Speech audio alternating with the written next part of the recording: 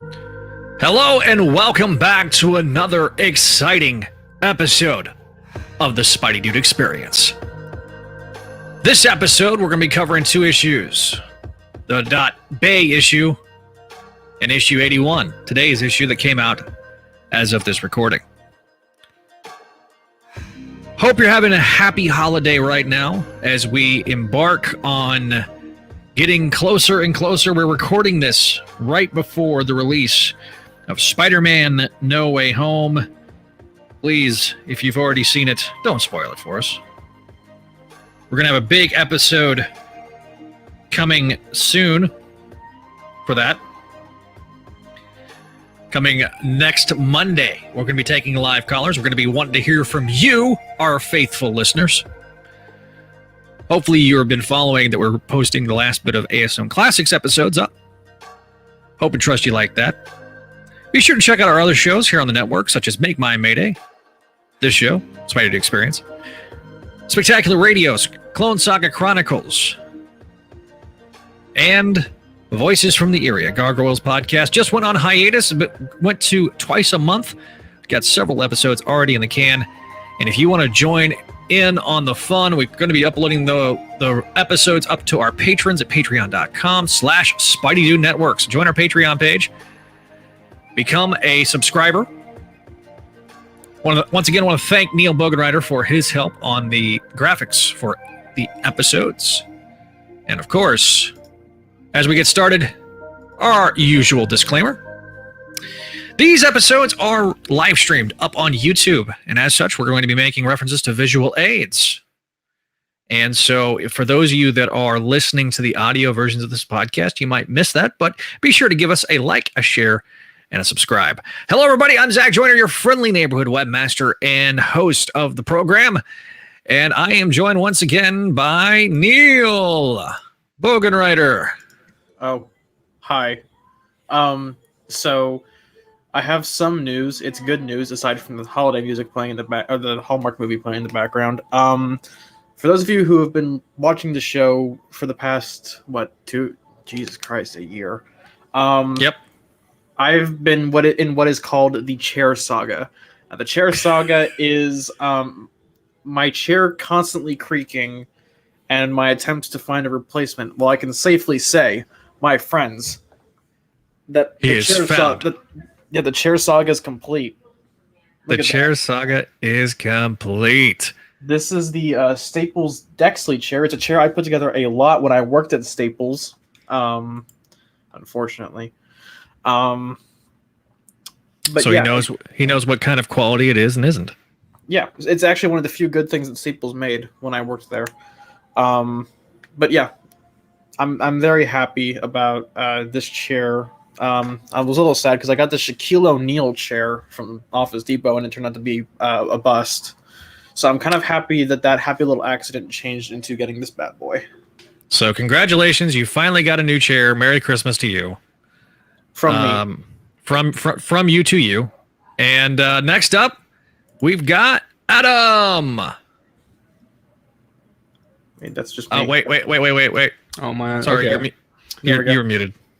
All right, yeah, we good now. Now my chair can be the one that squeaks occasionally, possibly, is what I was saying. So Paul will be on here in a little bit.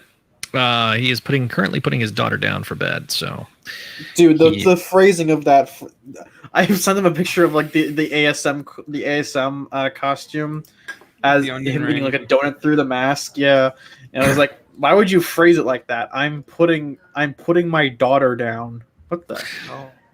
Neil's chair's creeping by an open fire. Well, not anymore. That's what Vinkman says. Hello, Vinkman. Welcome to the show. Before I forgot to give did I give the shout out to the patrons? The actual patrons, Vinkman, Scott, Greg, and Jurgen. Okay, I thought I did. I forgot to mention them by name, but yeah. So here we are. I'm gonna get everybody off, and then we're gonna go to that. There we go. So welcome back to the show, guys. We're very excited. I'm going to bring up a news topic though, because oh no, this has been the bane of my existence for today. Spoilers? Let me take a quick drink of root beer. No. I have managed, other than some spoilers that I don't believe, honestly, because it would fit a narrative that's been established for the film that's coming out literally tomorrow. Tomorrow night at 11 p.m. Eastern, Kelly's going to be watching the film. Sarah and I are going to be watching the film at 11 p.m. Central Time. I won't be. Neil was going to, but he couldn't switch shifts at work. So, man. I was gonna. Well, it's a good thing you guys are going to see it without me because my commentary would have been absolutely atrocious. That's true, I'm sure. probably. Speaking of, hang on, he's here. Just bring the review episode down. Speaking of atrocious, I'm gonna try out this. Oh, what this the little hell, headset. Adam? Whoa! Who said what? What's going on here? We got Paul, the host of the Comic Bitch podcast. Hello, Paul. Hi. Hello. This is really freeing having this microphone go with me everywhere. I like this. It's a little muffled. I'm Is getting it you. muffled? I'm getting you. I'm getting it's you a a new little- headset, Paul. Yeah, it's a little muffled. I ain't gonna lie, but All right. I love my setup. I am louder because I figured out the problem. Well, that's good. Yeah. Do you want me? Should I change? I can change my. I just wanted to try this out real quick, but it's only a demo. Should No, I you're change- you're fine for now. If it gets to the point where like I need you to switch mics, I'll let you know. Oh, that sounds good. Okay. Actually, you sound actually a bit maybe clearer. I don't know if that's the right word. Hang on, let me switch to a group view. Hi. Yeah, we're all here. Wow. Yeah, we're all here tonight. We're going to be covering, as indicated by the cover of the episode, issue 81 and BEY with the Bagley cover, and then the Adam Hughes cover. What was that, Paul? I said .bay. That's hilarious. Oh, BEY. I'm point. really happy that I got that graphic out just before the show started. Like literally, like 5 minutes before the show started, I got that graphic out the door. Literally, we were talking about Literally. the graphics. No, like actual literally.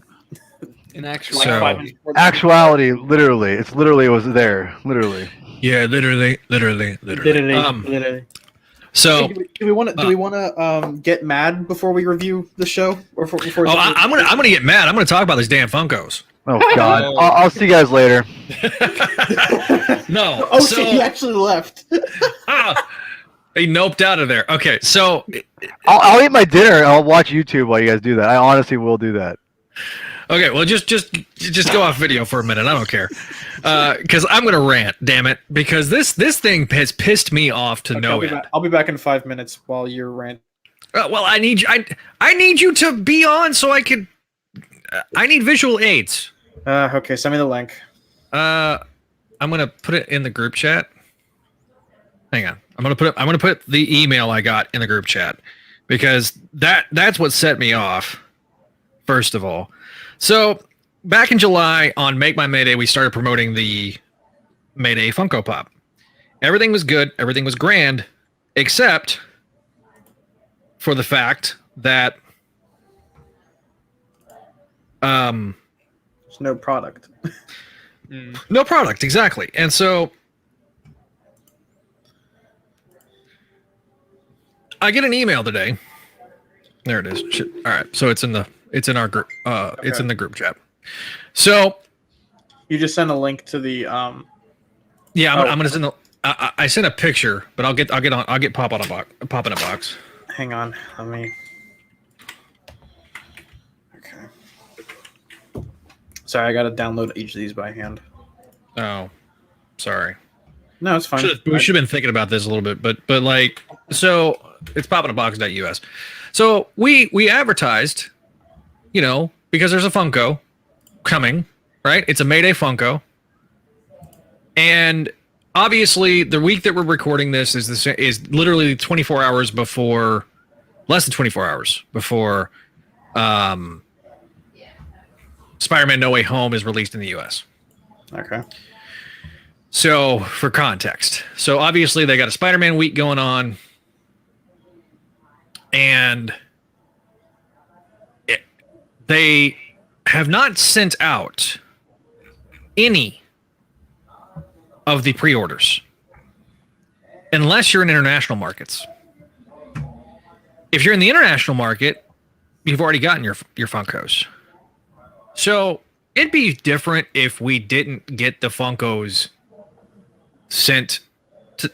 Look, usually the international market does not get this stuff. Let me know when So you need for the like- next image, by the way. Do what? Let me know when you need the next image, by the way. So yeah, I think that's my order. That's my order. That's Kelly's order. So Kelly and I each ordered a Funko, but then they sent us this email this morning saying free delivery on Pop in a Box exclusive Spider Girl. Offer Okay. ends. So I can get this for cheaper than you guys did? Yeah. So for Good those thing I that- waited. Come on, guys. So for those that are keeping score at home, the international market gets it. Mm-hmm. Anybody that orders this third wave, they get it Mm-hmm. for cheaper than those that did the original pre-order. Mm. It's all about, like, listen, if it was being shipped to us, this was due out November. In July, they said shipping this fall and then shipping November. We're like, all right, fine. Obviously, it is almost, or actually, exactly halfway almost through December. Yep. And nobody knows. Kelly contacted Funko. She's talked to several different people with Pop in a Box. It's not gone well. So I went on a bit of a rant today on Twitter, and I just, it is frustrating because the exclusivity of it seems to indicate that this Pop in a Box exclusivity is basically just in the US, not overseas. I mean, our friend Frogoat, who listens to the show, he got his. Ron Friends had one. He signed one last weekend. He signed one last weekend. The co-creator of Spider-Girl ordered one because he found out about it because of us. Same thing with the Funko. And you can't get it out. It's ridiculous. Rant over. Paul, you can return to your spot.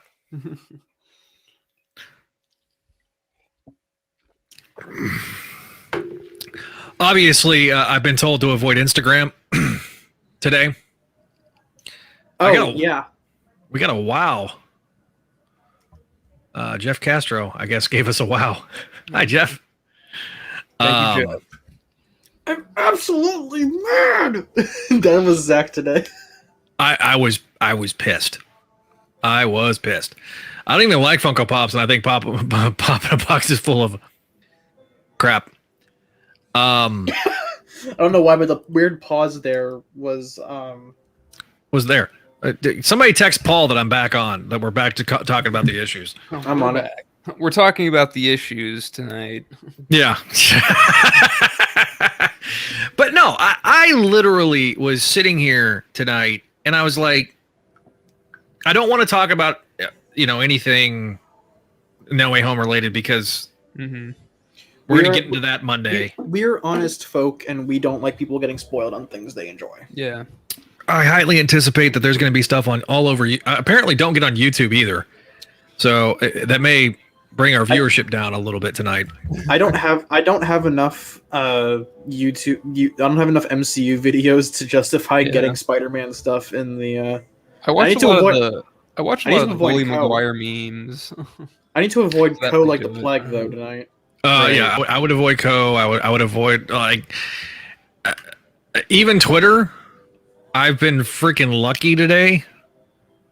Because it got released in the UK today, and I think it's being released as we speak in the Asian and Australian markets. Yeah, the UK's already gotten it. Yeah, they got it yesterday. So obviously the Thursday night premiere will be. To tell you how, I'll say this: I'm impressed at the fact that there's 3 p.m. screenings for this. Yeah. Yeah. Like, There's some schools that are getting out. They like going to school for a half day tomorrow, and then they're done for the break. Yeah. Oh yeah, tomorrow. Well, no, tomorrow's Thursday. You mean Friday? But well, like my daughter, I think she goes for a full day and then she's off Friday. But like, I think in my wife's school, they're only doing a half day Friday. So, Well, I'll be totally honest right now. I've forgotten what it feels like to be in school. I've been out of like traditional school for 4 years. oh, you poor sweet summer child. I've been out of freaking traditional school and for 15 years. I'm the oldest one here. Shut up, Zach. I know. Aren't you 40? So, I don't know why I said that what a dick. What a dick, Neil. I didn't even hear what he said. He said, "Aren't you 40?" Yeah, I turned 40 like in 3 weeks. Oh, you're 30. He's 30. He's 39 and holding. Okay, he's aging like a fine wine. I think I look good. I think I look good for 40, so I'm good. It's the Diet Coke that keeps him young. Exactly. My vibrant personality. Isn't that very bad? Isn't Diet Coke really bad for you? No, that's a myth. It's a myth. So it's either it's better for you than regular Coke, or it's worse for you than regular Coke. It can't be both. It has to be one or the other. This is okay. It's better for you in the sense of the no sugar. Yeah. But it's filled with trans fats. But it's the aspartame to get the artificial sweetener in it is not good for you. Like if you're doing any type of athletic activity, like when I was in wrestling, guys would try to drink Diet Coke as opposed to regular Coke, but the coaches are like, don't drink sodas. But if you're going to drink sodas, drink regular sodas because you can at least burn the sugar, and it cuts your wind, is what they used to say, and so it hurts with the stamina. But because I was in wrestling and you know I was okay, but I wasn't as good as my contemporaries in my district. I had like, of the 5 teams, 3 of the guys ended up going to state and winning. Yeah. So like I got my ass beat a lot. But yeah. So tonight we're covering the 2 issues. Obviously, like I say, I'm impressed that they're doing the 3 p.m. screenings for No Way Home. But Paul, you're gonna see, when are you seeing it tomorrow? Or are you seeing it? Yep. Also, Tomorrow. Also, real quick, anyone who posts spoilers in the chat gets an insta ban. Yeah. Yes. This is non-negotiable. Yeah. I'm excited. My buddy Chris and I are gonna go. I have tickets for Saturday as well. I may go Friday. I'm not sure. Bro, I don't mess around. Well, it's weird because I've seen it.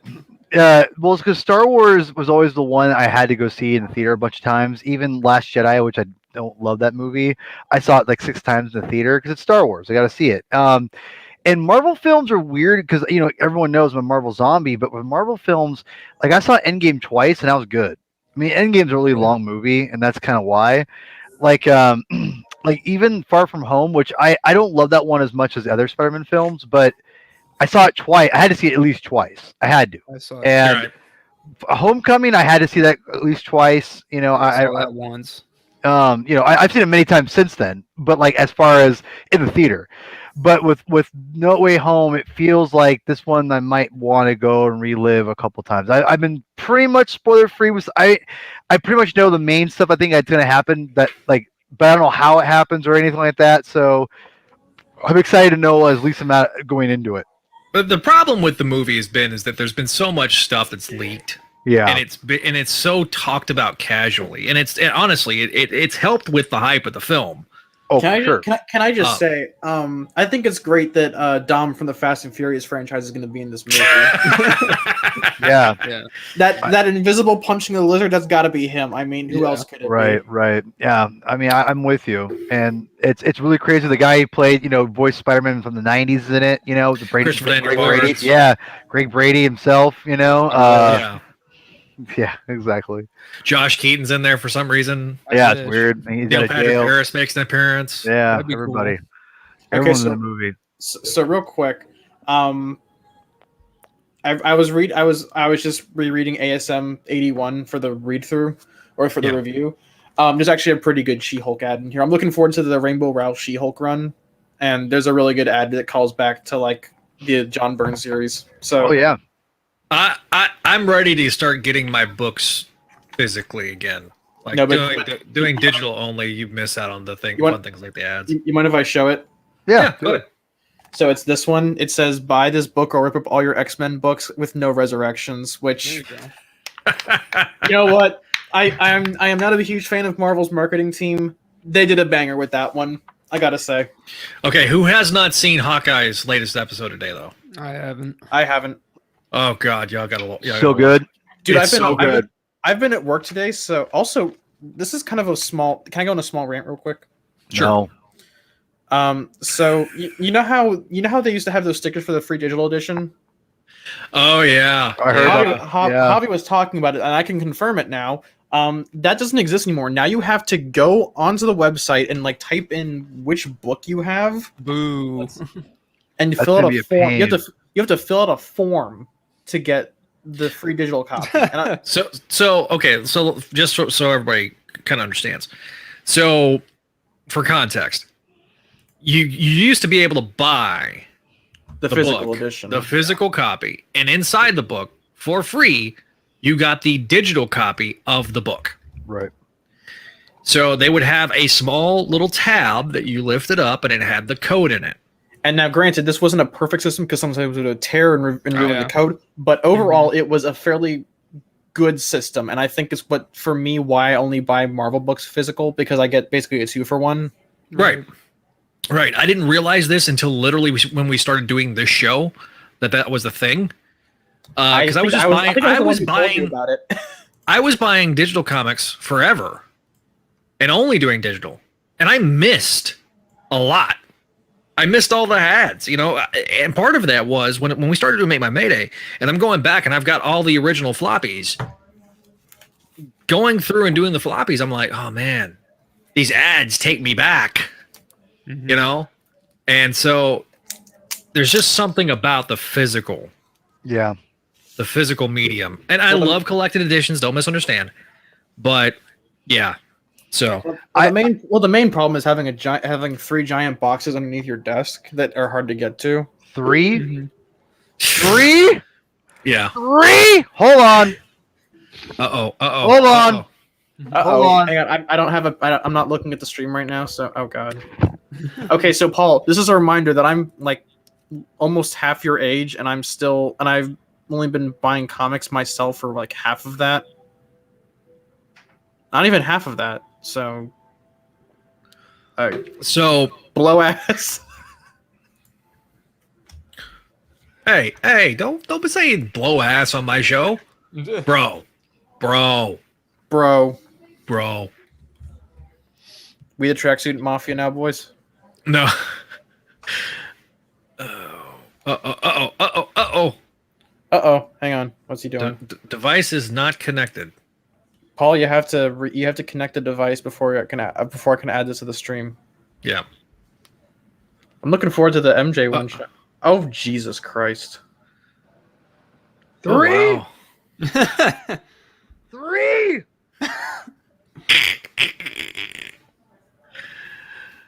You got some space in there, my brother. Listen, I live with. Oh, he left. Okay. He's jumping back onto the computer. For those that don't know, for our audio listeners, he was visually showing that he's got like 20 boxes of stuff in his cave. This is well here I just on my cave. Why are we doing this? Okay. But hang on. Can you guys see the 3 boxes? Yeah. I can see the 3 boxes. Yeah, I sneezed at 3 boxes. So The only 3 boxes. Look, man, I've been alive for 22 years, and I've only spent like 7 of those years collecting comics hardcore. I had 3 boxes by the time I was 16. Come on, bruh. What you gonna do about it, bro? They used to What be you gonna cheaper. do, brother? They were So cheaper back then. Hell yeah, brother! so there's at least there's 4 boxes in there, plus there's on the bottom right there where my finger's at. Yeah. That's that is a Foot Locker full. I've got another tub out in my garage right now. I haven't brought upstairs as I drop my camera. Is that a Spider-Man shirt? Yeah. Is it? I have that one. That's a great shirt. I love that shirt. I love that shirt. It's good. Good shirt. Yeah, Shirt Brothers.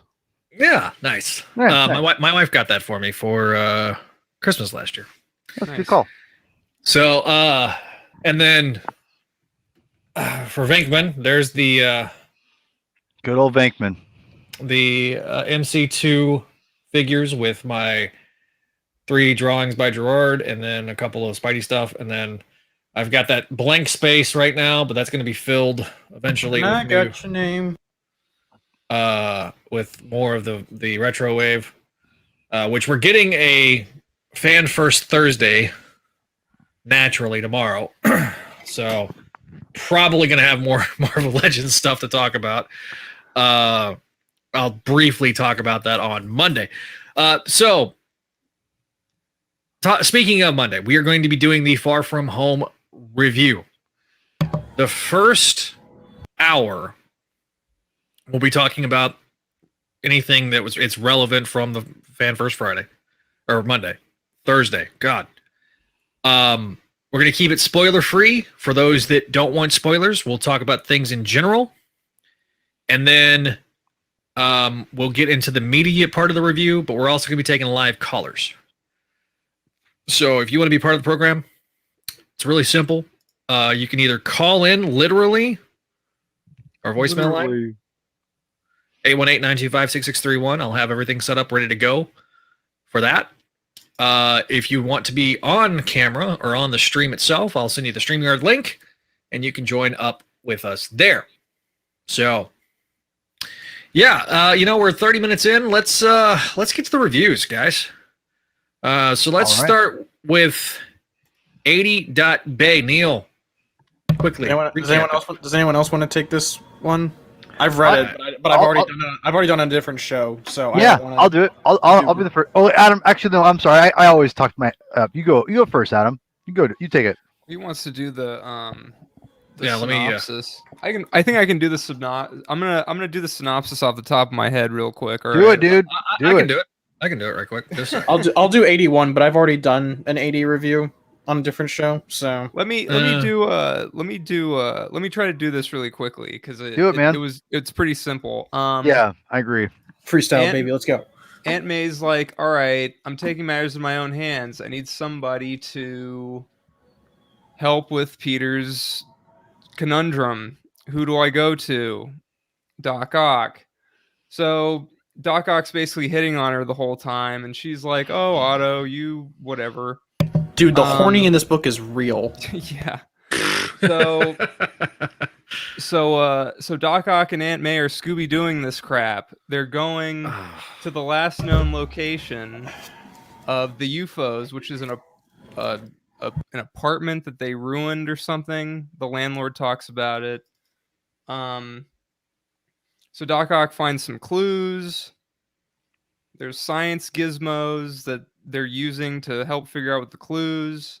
That takes them to basically a maximum security facility where the 2 members of the UFOs are being held, or I guess all of them are being held, but the 2 pertinent ones, which are what are their names, Neil?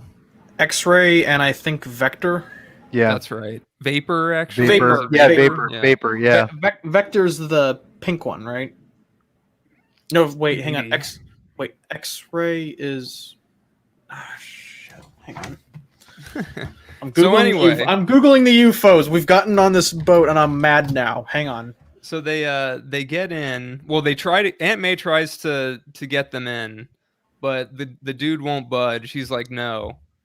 Aunt May tries to, appeal to this dude's, decency, and they're like, oh, let us visit our nephew or whatever. We baked him a cake or something.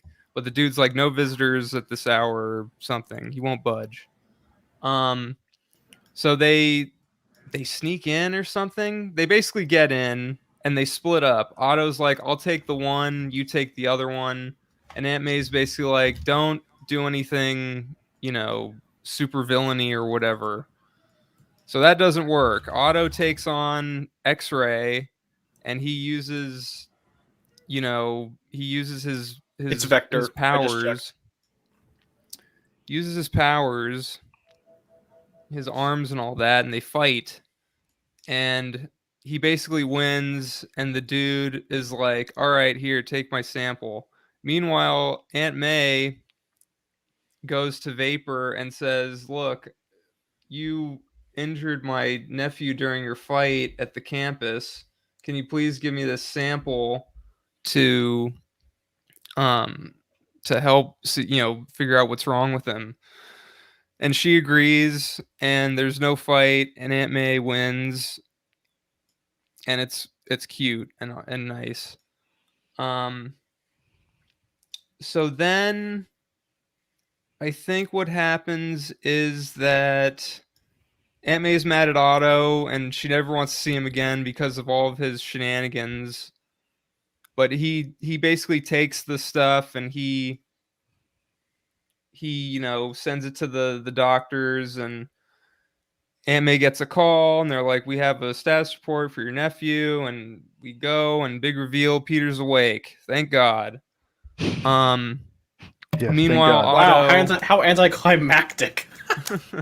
Meanwhile, Otto's like, I need to look into this Beyond Corporation stuff, because he's doing some digging, and he's finding that it seems as if Beyond is using, not only they're using like the Parker Industries stuff, and they're using his tech for Ben's operation, and he's like, "I'll show them who the true superior guy is," because he likes using that word all the time now. Superior.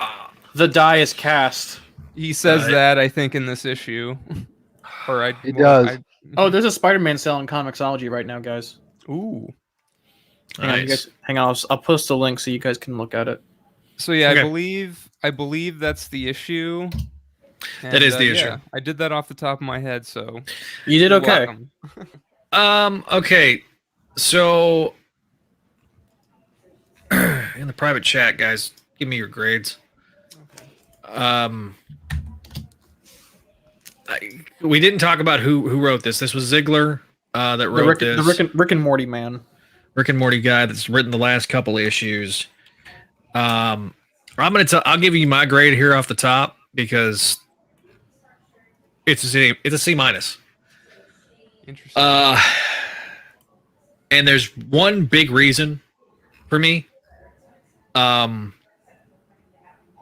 May's voice is off. Totally agree. It is off in this episode. She sounds like a millennial half the time. Okay. She really does, and I just have a bit of issue with just how you guys are much you guys are much more forgiving than I am, but it really took me out of the issue. I'll tell you, it did. So can I push back on the Aunt May bit a little? Sure. So this is one of the consequences of having a sliding time scale. I think True. characters should die every once in a while. Take a bullet. And Don't misunderstand. I think she should die too, but hang on. But this is important. The relevance to this is the relevance to this is that Aunt May, like Peter, I guess, has to adapt with the times. And I mentioned, I think on the other show, I mentioned that Aunt May, we kind of did an age range estimate that Aunt May is in her 60s or 50s now, like 50s, early 60s. yeah, she's de-aged over the years. Because I mean, the poor woman, like when during the Ditko era, looked like she was 97. Yeah, so unfortunately, one of the consequences of that sliding time scale is not only is Aunt May getting younger through the magic of space-time, but dialogue changes a lot. Characters don't speak the same way they did in the 60s. Peter is probably, I think, the most notorious example of this. So while I understand Aunt May sounds nothing like how she usually does, I'm weirdly okay with it. Not necessarily because I think it's like how Aunt May should sound, but it's how most people her age in this time period sound. Speaking as someone with a stepmom in that age range, yeah, okay. This is more of an anecdote, to put a disclaimer on it, but it's not exactly out of left field for someone in that age demographic in this time period to speak that way. So Your grade? I gave it a B. The Aunt May Otto relationship has always been kind of weird to me. Kelly pointed out Because we're back in Conway. Yeah. It's always been weird. No, but it's been since it's really been since Stan. Yeah, exactly. Well, no, because Conway, because didn't Conway do the original the marriage? Yeah, but the Yeah. thing is the running joke in Stan's run ever since the first Sinister Six annual was like, oh, that Dr. Otto Octavius is such a gentleman, and then he comes to live at the house and stuff. Yeah, The boarding house. But isn't the boarding house the same time they get that's Conway too though, because that's I'm later. pretty. Yeah. But it is during the but you're right, Paul. It is during the Conway run. It's in the Conway run that happens. Yeah, Conway sets that up. Anyway, sorry. Well, what I'm saying is like during Stan's run, he goes to live at the house, and he like has tea with her, and Peter's like, "What is he doing here?" But I got yeah. Like I said, it's always been kind of weird, and I do appreciate that Aunt May treats it with the weirdness it deserves. Like she kind of holds him. She kind of puts him at a distance. Like she's always kind of leading him on for her own ends, which I kind of liked because Aunt May, being smart enough to not be taken for a fool. I always appreciate it when they don't treat Aunt May as an idiot. She's always been smarter than that. Agreed. And I did like that. I think her best moment was when she was talking with Vapor, and that's where I felt she sounded more like Aunt May. Yeah, like exactly. she kind of puts I don't want to say she puts on the doting old lady as an act thing. I think it's a genuine moment of compassion from her, but it's very important to contrast that moment with how Otto approaches the situation. Like he's like thrashing the warden and Vector, and he's instead and May is instead using her heart and using her compassion to, I don't want to say trick Vapor, but convince Vapor to willingly go along with her plan. And I think that was a very good moment for her to show off her particular skill set of a silver tongue and a heart of gold. Agreed. Art was actually pretty good too. I didn't like the weird shift to Carlos Gomez. Yeah, right. That was like random in the middle. I didn't like that either. I did like the Paco Medina pages at the end. Me too. Yeah, the Paco Medina pages were glorious. I couldn't figure out who that was because I don't think they were on the credit page. No, they were. Were they? But yeah. But I wish they would actually do what they used to do, which is label the page numbers of who the artist is. It's a lot easier. Yeah. But like, I really liked the art this issue. Colors were actually really good. It was I think Rochelle Rosenberg who did Superior Foes. Right. She did a really good job. Like as much as I was raising an eyebrow at the Carlos Gomez pages, the colors felt very internally consistent, which I appreciated. Yeah, gotta talk about them colors there, Neil. All right. Adam. Grade? A-. Woo! He gave it the A-. He liked this issue. All right. Tell us why. I think for me, this is the best issue so far of anything, of all of it. Wow. Really? Yeah. Of Beyond? Yeah, this is my highest grade I've given any of the issues so far. On Beyond, okay. Of season 2. Yeah, on Beyond, yeah. What do I like about it? Well, I don't really like. I think Aunt May's voice is off, but it's a half and half thing. Like that's I think more why it's an A-. But I just think I don't know. I like the plot. I like them both working together, and Otto's trying to like be all weird and creepy with Aunt May, and Aunt May, like Neil's saying, is leading him on. And I did like Otto's sick ass gamer rig. Just gotta say, the only thing was missing was a third monitor. Yeah, right. I like that. I mean, the big thing I liked was Aunt May appealing to Vapor's empathy to get the sample. That's a top Aunt May moment right there. And I liked Otto basically having to fight his way to do it. It's I don't know. It all works for me, and the mystery is still going on. And what's Otto gonna do to, to mess with the Beyond Corporation, and the art was really good. I don't know. I really liked it. It was just a fun issue. I think Ziegler is the best writer so far of this whole thing. No, yeah, I love the fact that Otto's back in the suit though. Like that design. I'll get to that in a minute. I love to the Armani or back to being in the suit. I'm asking Paul if the suit itself is what he's talking about. Yes. Yeah, I'm glad that like for whatever reason they've taken like not necessarily the most iconic looks, but like the kind of looks that everyone kind of associates with each character and kind of drag them to that drag them to that appearance. Certainly the way the character looked in the 90s. And if this is a nostalgia trip from the 90s, make the characters look all the time. Yeah, he was in that suit, especially in the early 90s. Talking Return of the Sinister Six, The Revenge of the Sinister Six. Right, Adam?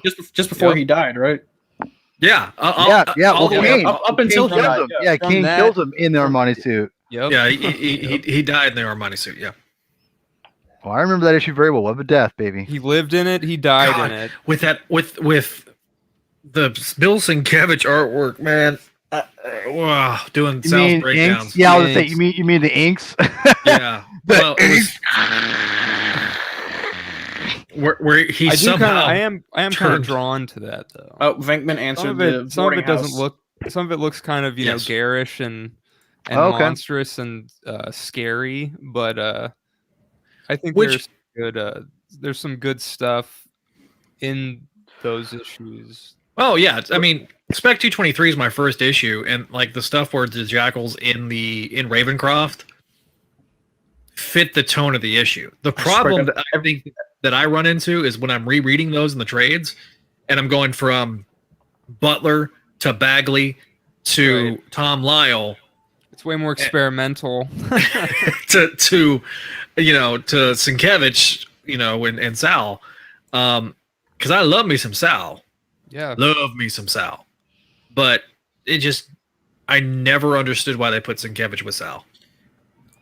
It was not a fit. Also, at all. Sorry. So this is kind of something I forgot to mention is the apartment scene. I kind of really like that scene, as weird as Otto is, but like the landlord? The double entendres. Yeah, like he says like pro boner. I know that's a low hanging fruit joke, but it got a laugh out of me. The yoo-hoos. And the scene when like Otto's being kind of handsy with May, and he goes, "If I give you their business card, will you guys do this literally anywhere else?" Yeah. That is pretty funny. And it kind of reminds me of Spencer in a weird way, like not necessarily in the same tone, not necessarily in the exact same like delivery of the line, but like the ability to blend in humor with a fairly serious plot line is something that Spencer really nailed early on in his run, and I'm glad that Ziegler was able to kind of capture that magic again. Like the bit where like the guy's tapping the sign that says no unscheduled visitors. Yeah, exactly. Like just his cold dead stare as he's doing it. That kind of got a laugh out of me. Yep. It was just a really fun issue, I thought. I don't know. It was a nice diversion. I do feel a little miffed reading issue 81 because they promised that you wouldn't need to read the .bay issues to understand the plot. But then in the letters page they literally said, "What, you thought you didn't need to read the tie-ins?" And it's like, you marketed this to us on the exact promise that we wouldn't have to read them. It's supposed to be 18 issues, guys. It's disingenuous to do that to the readership. So I'll buy them anyways just because it's in my pull list, but Well, and we review them on the show, but it is what it is. All right, Paul, you got some things to say. Yeah. So I'm going to say right now that I think that this was a solid issue. I think a B is a good solid. I think B is solid. I think C plus is usually around like it's not mediocre. It gets by, but it's not the best. You guys, you convinced me because I changed my grade to B minus. I think it's fair. It's fair. I think this issue, Ziegler is by far my favorite writer of this Beyond arc. It's definitely my. Is he perfect? No, but I will say that I'm very much been entertained by his books. And I think the story, I think everyone brings up great points, both positive and negative. I think Aunt May is definitely not the same Aunt May that we grew, a lot of us have grew up with, but that's kind of because, I mean, like we all talked about, she's acting her age that the people are writing her that think of those people their age, you know? I mean, Right. so obviously Aunt May back in the day is like 60 years old, looks like she's 90 years old and frail. People are living much longer now, and so people in their 60s look way more younger and way more vibrant, and they do talk differently, like what Neil said. So it all makes sense.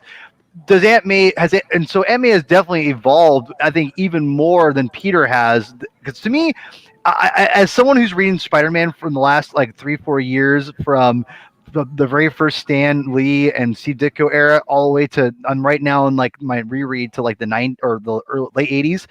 Peter's voice, in my opinion, it stayed pretty consistent. Obviously, there's going to be ebbs and flows of things here or there, especially the Clone Saga, Zach. I mean, the Clone Saga, Peter's characterization goes out the window, but I mean that's because he went insane.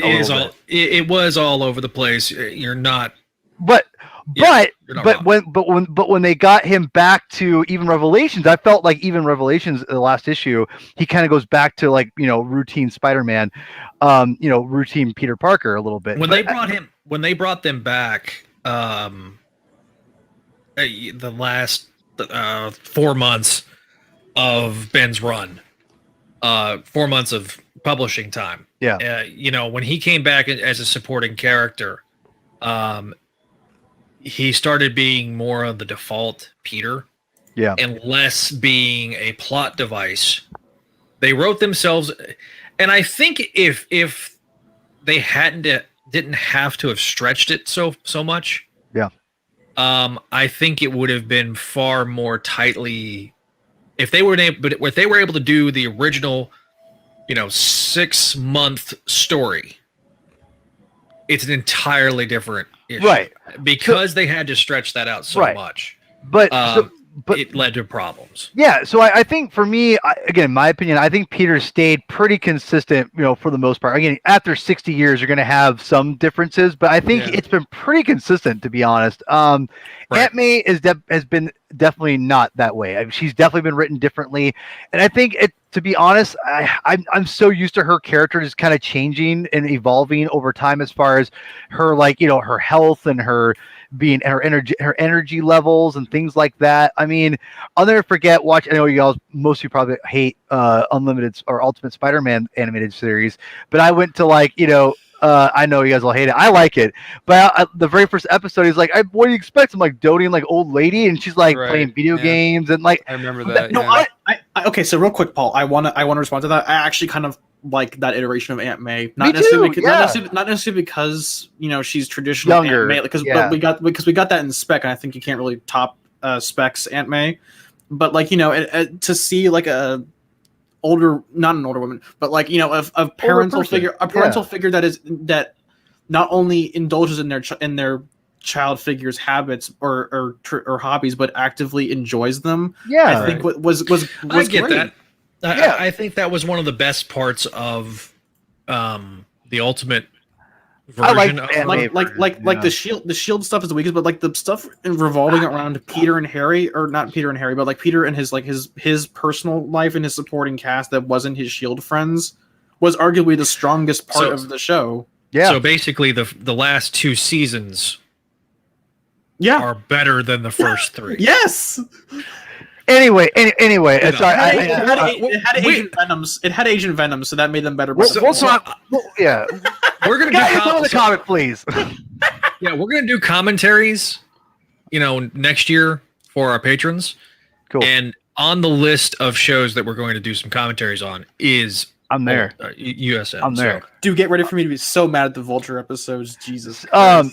So anyway, I reading this issue, I feel that I've accepted the fact that Aunt May is going to be different regardless. And I will agree that she definitely seemed a little off as far as how she acted.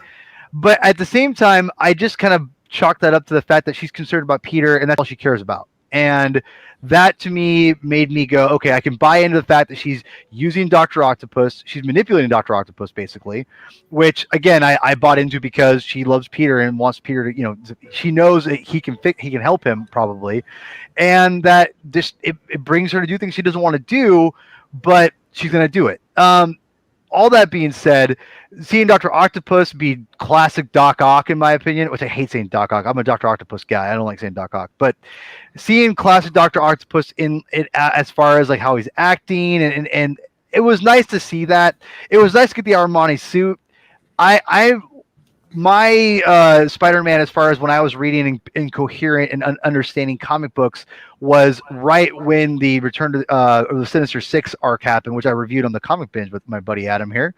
And the Armani suit is what I grew up reading, but I grew up with the Secret Wars action figure with the original green. Thank you, original green costume as well. So I'm kind of. I grew up on both, and I love both equally. I kind of want him to kind of intertwine both of them, to be honest. Like he could wear the suit, but the Armani suit every once in a while, but then also bring in the old classic green and yellow one too. So I kind of go between the two. I did like seeing the fact that with Aunt May, he did wear that costume, or his Armani suit, if you will. It was just a fun issue. I liked it. It wasn't the best. I think anytime you have like the whole Misty Knight Daughters of the Dragon issue was fine, but it's missing Spider-Man, so I was like, okay, it's missing Spider-Man in this one. It was a little weird, so that's why it's a B. I wanted a little more Peter, just a little bit, but I liked seeing the UFOs come in. I did like the talk with Vapor. I thought that was cute and very sentimental, and I like the fact that you're setting up a reason. You're using all of the continuity that Dr. Octopus would have against Peter and, being superior. You're using that to your advantage. You're not hiding from it. You're not trying to, just be like, okay, we're moving on to the next thing. You're using it to enhance the character. And again, whether you hate the slot run or whatever, the fact they're using it, I think, to an advantage of why he would be trying to be conniving and evil and be superior, it makes sense. It brings, to me, it helps justify the superior Spider-Man comic book, and it does. And I do like the fact they're acknowledging how weird it is for Doc Ock and God, I said Doc Ock again, Dr. Octopus and Aunt May. It's shorthand. Just Yeah, embrace it. exactly. Embrace it. No. So the fact that I love they're enhancing the fact that it's super weird. And I'll be honest, the fact that we know Dr. Octopus has gone through the superior, ideas and like how he's seen the light a little bit, but he's still a little messed up. I like the fact that he's so messed up that he still will go after a super older lady. Like he's not like that much older than her or younger than her, but it's a good 10, 15 years, if you will. Which isn't like at this point, yeah. Yeah, like it's about 10, 15 before years. It was probably like 20, 30. Yeah. 30. Yeah. But yeah, now so, it probably is a little.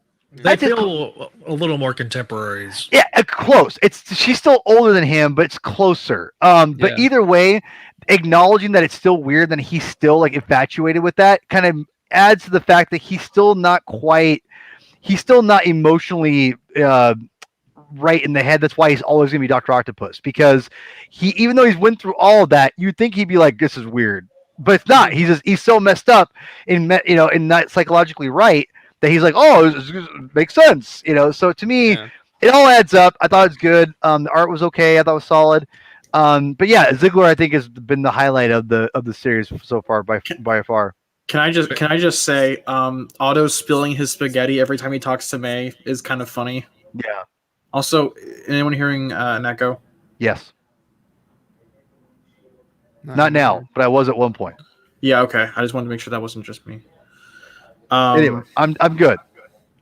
But anyway, so if we had to take like whoever's on like the official Beyond board, like the 5 writers that we've been given, if we had to take the ones that have been shown so far and say, here's what here's your 5, you got to pick one of them for the next ongoing writer, who would we pick? Because my pick is Ziggler. Ziggler, I think, has done the most that I've enjoyed. Gleason, I think he only did the first issue. Well, he's also writing. He hasn't written it yet. He hasn't written anything yet, but he's writing 83 and 90. So Wells only did the first 2? Yeah, I I don't think, does he have any more coming up? I think he has one more, at least. So, I mean, I know he's kind of the lead writer, but to me, it's an incomplete with Wells because basically he just did all the setup, and then Yeah. Kelly Thompson has been okay. So we've had Kelly Thompson, we've had Ziegler, we've had Zeb, and then we'll have Ahmed start next issue. Oh, I can't wait to talk about this one. Guys, watch as Miles has just made a complete supporting character of ASM and his ongoing gets canceled. I would will say actually- this. I think Ziegler's the best, followed by Wells, and Thompson was a disappointment. I'm not Oh, gonna yeah. lie. Yeah, Thompson was like a complete I thought she letdown. was fine. Well, Well, no, but Paul, I expected a lot more from her than just another Morbius story. the Morbius. I want to see her tackle something with a little more meat. Well, but hold on. Can I defend her a little bit? Because here's the deal. I don't know if Morbius was her idea. I think that's probably a story thing that Morbius is going to come back around. I don't think it was like her being. Again, I could be wrong, but I don't think it was probably her being like, let's put Morbius in this. It's probably because they've got the movie coming out. They have. Yeah. There's a reason they put Morbius in this book. She just had probably the straw of, hey, you're going to tackle Morbius, and she had to figure. Yeah, she got the assignment. Well, yeah, but I think it also She comes. understood the assignment. Well, yeah, but I think there's also a certain degree. Don't look at me with that disgust. I do think there is a certain degree to which a writer has to take responsibility for a dud, and you know, I don't think. despite all the variables, I think Thompson still kind of flubbed it. I mean, flub it because it wasn't like groundbreaking. I mean, I'm not saying it was amazing. I just think it was solid. It's okay. It's like a B to BB minus. I don't think it's terrible. It's not amazing. My problem with it is that I had probably the highest of expectations with her, and that's probably not writer. fair. Yeah, she's a good But writer. I had the highest, so I expected her to knock it out, like to hit, a double as opposed to a base hit. So then you could be like, oh, she should be the next writer. Yeah, because I honestly, I wouldn't mind seeing what she did with she the did character. not have Peter. She had Ben Reilly That's true. and the Beyond Corporation. Yeah. Keep that in mind. Yeah. But Ziegler has the Beyond Corporation and Ben, and he still managed to make a really good story. Right? No, but see, that's what I'm saying though. Like, I think he's the best for sure. I think he's the best, but I think she didn't do a terrible job. I think her and Zeb probably edges her out. But I also thought that Kelly did fine. Again, she did a fine job of orchestrating the story. The dialogue was fine. What I heard was, I don't like Morbius and how like he got shot in the nipple or whatever. Like, to me, that's more of just, that's not really all on her. She had to set him up and get him captured somehow. It's like, I just don't blame. Again, I don't think she's like blowing anything away right now, but I don't think it's been astronomically bad either. It's just fine. I mean, I also think Ziegler did a great job. Don't get me wrong. You bring up a great point, Neil, but I don't think she gets she's getting a bad rap right now unfairly, in my opinion. I do think that if like we had Peter and Beyond Corporation just went away, we would probably have a better deck with which to judge the Beyond board as they were. Yeah, I would agree. But Jed McKay is still my top pick for next ASM writer. I know it's not gonna happen, but he's my pick right now. But he should, for sure. After reading his two Bay issues, they were by far, they were really great. Like really solid stories. So looking at, he actually has, I think, the most issues out of any of the Beyond board right now. Yeah, so Ahmed, I think, writes the next two, and then Gleason writes 83. Ziegler's back with 84. The Doc Ock issue, which is picking up the plot points from this issue. Which I don't know. Are we still getting that, or did it get pushed back a week? Is that going to go into January? I don't care. It's January. Okay, yeah, that was so. 84 is going to. Well, 84 is going to end up being in January because it's hard to keep up with all these things because there was a point where the schedule was coming out shifted. weekly. It's it's coming out weekly, and then everything kind of got bumped a week. So there were like. Did they ever explain that? Or was it just because of the paper shortage? I have part of the paper shortage, I bet, and shipping issues, I bet. Yeah. Yeah. I So will say you want to know a weird positive. they solicited 3 full issues plus the Bay issue. So You guys want to know here a weird positive I've had, that they've actually done a pretty good job integrating Ben Reilly into the wider Marvel universe. I think he's only shown up in a couple of things, but he's actually been pretty consistent in those so far. Like I will say this, and I've got more to say when we get to the next issue, but yeah, he was great in Devil's Reign. Zdarsky did a great job handling him there. I wasn't a huge fan of his portrayal in McKay's Death of Doctor Strange tie-in that he did with Black Cat. But see, I liked that issue. No, I like the issue, but like someone brought up on Sats that it's like a weird portrayal of Ben. Yeah, I would have hoped they would have leaned more into their. I mean, the two do have a bit of a history. It's not a huge one, but it's not a huge one, David. But they have history. It's not like that they're completely new to each other. Because they did meet during the Return of Ben. Like there was an entire issue of Unlimited. In fact, I would put that as like one of the top 5 issues of that entire series. Spider-Man Unlimited, that first volume. Do you know what the first one of the best issue is of that series? The Doc Ock issue. Yep, you do exactly. See, OG right there. It's an OG right there. Ron Lim, baby. The Ron Lim, DeFalco, Doc Ock issue. Great issue. I really enjoyed Human Torch and Spider-Man. I like that one too. The first appearance of Steel Spider. What's up? Yep. Okay, that was and then the Thunderstrike issue was also fun. I didn't read that one. So real quick, do we want to move? I know I'm kind of pivoting, but do we want to go to the next issue? Let's Steel Spider, bring him back. That's gonna seem really awkward without context. I'm clipping and shipping, baby. Let's go. All right, so moving on to the next issue. I can take this one. I need to carry my weight. It is the 81 ASM 81 882. If you're following along with legacy numbering, Neil is going to give the recap. Neil.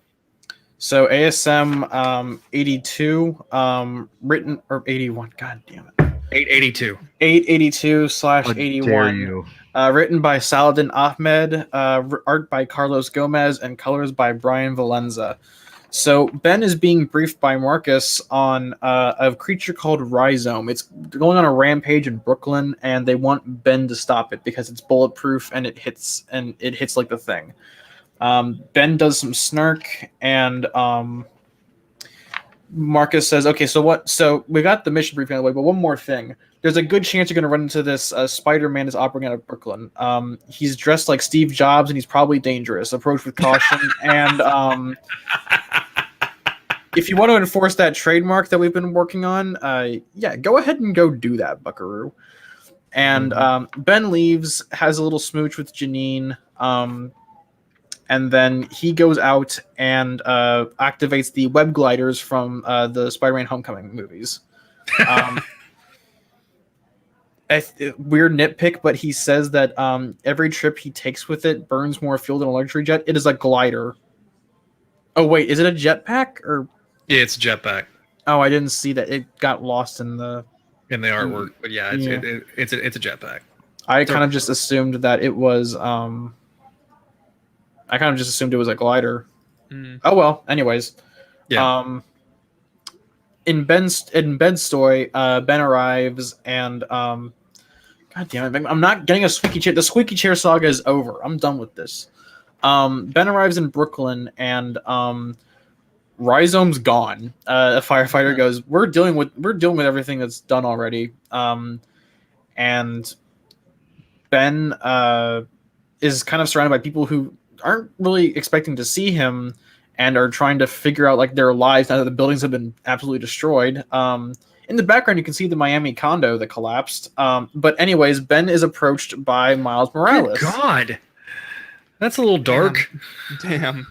I mean, Gallows humor has always been kind of up my alley, so. That's true. But anyways, Miles Morales arrives and is very standoffish with Ben. And Miles is like, "You know what? You're not Peter, so what's up?" and he says he's not working with Spider-Man imposters, and Ben gets very touchy about this, and he just goes off on Miles like whiplash tier pivot. Like Miles says, "Don't be an imposter," and Ben just goes on him like, "I'm gonna beat the crap out of you." And the civilians are kind of looking on like, "Why are they fighting?" And it's like that's kind of how we reacted to every hero versus hero event since 2007. This is how every classic team up story starts off this way. Yeah, but let's you and I fight, Buckaroo. But Ben offhandedly mentions Peter being in the hospital, and they kind of put their differences aside in order to save a collapsing wall from killing several people. And they put the differences aside, shake hands, not really, but metaphor. They do a fist bump actually, which is kind of cool. And they go track down Rhizome, and mere minutes later, after exposition we never saw about Spider-Geddon, they fight Rhizome. I almost said Rutabaga because that's what Ben calls him. I'm sorry. But they keep trying to get him they keep trying to go at him all at one at a time. It's not working, so they do the basic math of 1 + 1 = 2, and they hit him with a web line and I guess a venom blast laser. Yeah. I don't know how that works. Is that a new power Miles has with the Venom Blast? I don't know. I thought he had to touch. I thought he had to touch people to do it. It looks like a laser. I know. I think it must be a new development because I read the first 2 issues or the post 2 issues of the new Miles series, where he introduced a new costume, and I don't remember seeing anything I've never like seen that this before. Yeah, I think it must be a new revelation. I'm pretty sure. Or Gomez goofed up on the art. Yeah, I think think they would have rejected that. I think. Would they? Oh, for sure. I think they would. They're very specific about how Miles uses his powers art-wise. But anyways, they use Venom Blast to one-hit KO. We're back to Bendis era Venom Blast, baby. But the plant falls away to just see some guy, and Miles recognizes something about the technology, and it looks like something that was used by the Assessor in his own solo series. Miles says that he's going to report it to Beyond, and Miles says that he's going to take the hunt from the streets and hunt down Assessor. And in a stunning shock, Ben doesn't try and uphold the law on Miles. He doesn't try to uphold the trademark. He just says, "Yeah, see you around, Spider-Man," which I thought was a really kind of cool moment from him. Yeah. But Ben arrives back at Beyond Tower, and instead of Marcus, he's actually met by Maxine, who explains that Marcus is undergoing disciplinary action because he failed to properly facilitate his latest operation. And Ben even says, "It's a teenager. What am I going to do? Bully him into giving me the Spider-Man title?" And Maxine kind of gives him the talk again about, how much Beyond has invested in him. And, because they see something in him and asks if Ben really is willing to do what's necessary to be a hero or if he's going to throw it away. And after that cliffhanger, Maxine goes to, I guess, NASA to look at some look at some screens, and says, "Turns out you were right. Otto Octavius has been investigating Beyond," which, considering they've done nothing this run, being able to predict that Otto would investigate Beyond Corp is probably the most impressive thing they've done this entire run. And Maxine looks over to the side and says, "Okay, so Beyond specializes in solutions, and I guess it looks like the souls that Kindred stole from Last Remains, but I'm pretty sure it's the plant monster to be continued." I figured it was the monster, yeah. Yeah. So issue 82, gonna have. Next issue they're gonna be dealing with Pete. I had the solicitation. Hang on. So it's like a murder. It's like a murder in the hospital, right? Right. Something's gone horribly wrong at the McCarthy Medical Center. Mary Jane Watson's trying to nurse the bedridden Peter to health.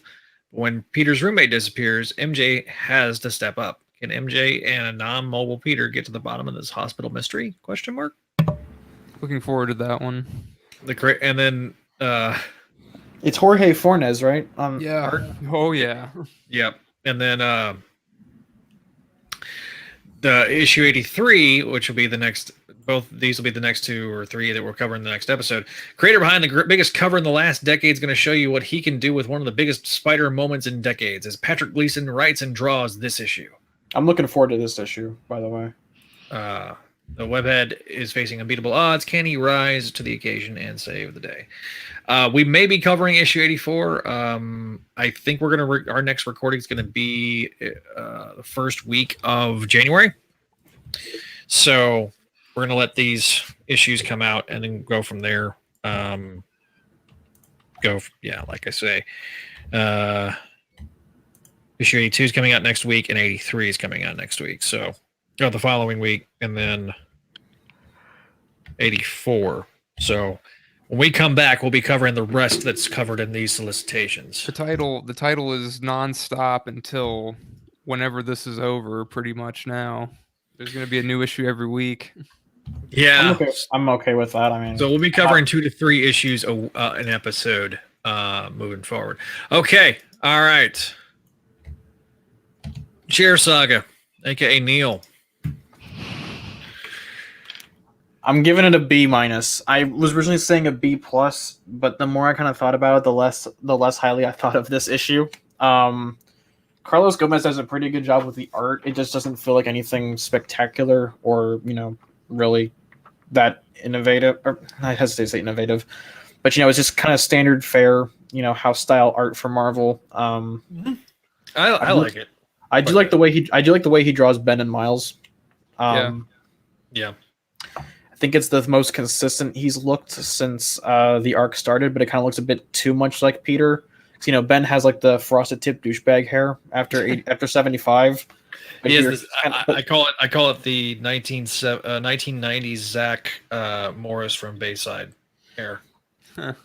But I think he looks a bit too much like Peter, just blonder. Yes, it is. Not non-stop Spider-Man, more like non-starter Spider-Man. Oh no! I mean, it ended after like 6 issues, so yeah.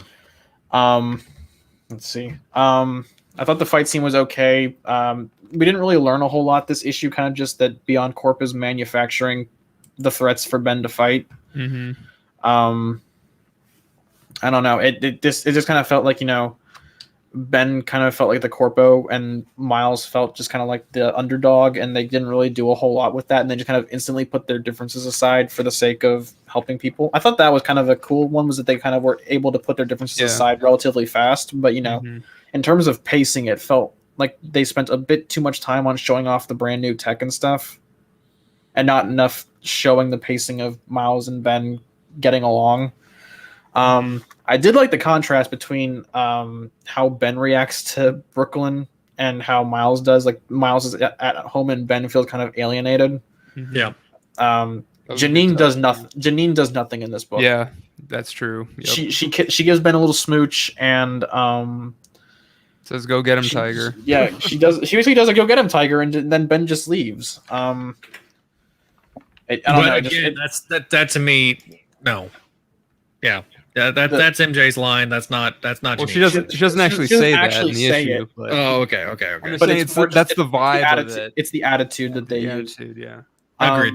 Yeah. Like I said, I feel like if they kind of cut that down to one page, and not focus so much on having too much dialogue and weird panel composition, they could have cut that page down. They could have cut those 2 pages down to 1 page, and then cut the flying bit out entirely. Yeah. Like we didn't need to see the jetpack. We could have just shown him web swinging over the bridge. Agreed. Yeah, I feel like this suffered from it suffered. I remember in the first issue of Slot's run when they had to introduce the Z coils and the all the new tech, like the new Spider-Mobile. This felt kind of like that with less pages, but it felt very much like I was reading that first issue where they had to show off all this new tech or explain it, and that exposition felt kind of clunky and felt like it was out of place when it could have just easily cut to the point. So anyways, I'm going to toss it over to Paul. I want to see what Paul has to say. Paul, go. Well, there's my echo. It's not me though. The one thing I'll say about this is I got really stoked about the cover of the comic book. I'm a big believer in the cover needs to really show you what's going to happen in the book or give you some kind of insight. And I feel like the covers for these comics have been pretty solid for the most part. They've been pretty fun. All that being said, what's the writer's name? Ahmed. Ahmed, yeah. I think it's Ahmed. I apologize. I'm not the last person to enunciate anything right, so just bear with me. I was not exactly. I was looking forward to the issue. I'm not a big fan of his work, to be quite honest. What I've read is not blown me away. I heard Black Bolt's great. I have not read it, but I read a good portion of his Miles run, and because I like the Bendis Miles stuff for the most part, so I was kind of like, okay, let's see what a different writer does, and I was like, I wasn't really into this. And there's some good moments in it, but it hasn't really grabbed me. He was the one writer of this bunch that I was not excited about. And but the next issue, I got the cover. I was like, oh, this will be fun. It's gonna be Ben versus Miles, or it'd be a lot of blast. And I read the art kind of started off really strong for me. I liked Gomez's work here. I thought it was really good. And I'm not sure, I wasn't overly familiar with his name or his work before, as far as like remembering it in other Spider-Man issues, which it sounds like he was. That's how forgettable it was before. But I'm not sure if it was the coloring or the inking in this. It was pretty good. I thought it was pretty solid. I really liked all the Ben and Miles stuff. I thought he drew the costumes really well. Gomez did Amazing Mary Jane.